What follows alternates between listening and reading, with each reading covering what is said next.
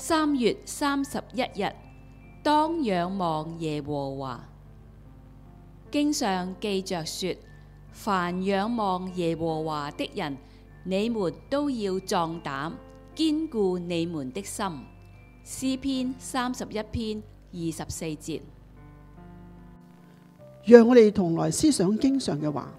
每當喺生活上遇到困難或面對挑戰時，我哋可能會集中於自己嘅不足與困難，而忽略咗仰望神嘅重要性。這節經文表達咗對神嘅信靠，提醒我哋在困難中要仰望耶和華，並堅信他的應許，因為神的應許在基督裏都是確實的。這是我哋信心嘅根基。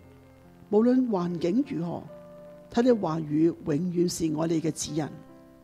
因此，當我哋感到疲累與無助時，反思並且相信神嘅話語，能使我哋喺困境中剛強壯膽，在每一次嘅困惑中向神尋求智慧，尋求他的供應，他便會賜給我哋清晰嘅方向，並賜下內心嘅平安。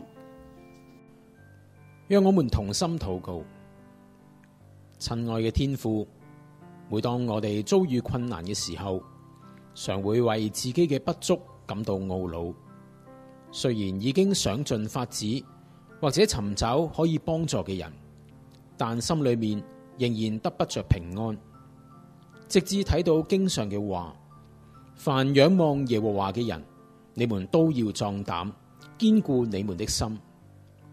主啊，原來我哋冇仰望你，忘記咗你話語嘅應許，只睇到自己嘅不足，睇到眼前嘅困難。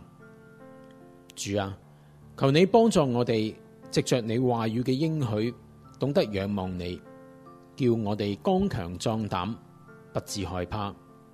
因為神嘅應許，不論有多少，在基督裏都是是的。當我哋缺少智慧嘅時候，可以向神求智慧；當我哋缺乏嘅時候，可以尋求主嘅供應；疲乏可以求主賜能力。如今我哋能夠仰望主，信心得堅固，係因為主話語嘅應許。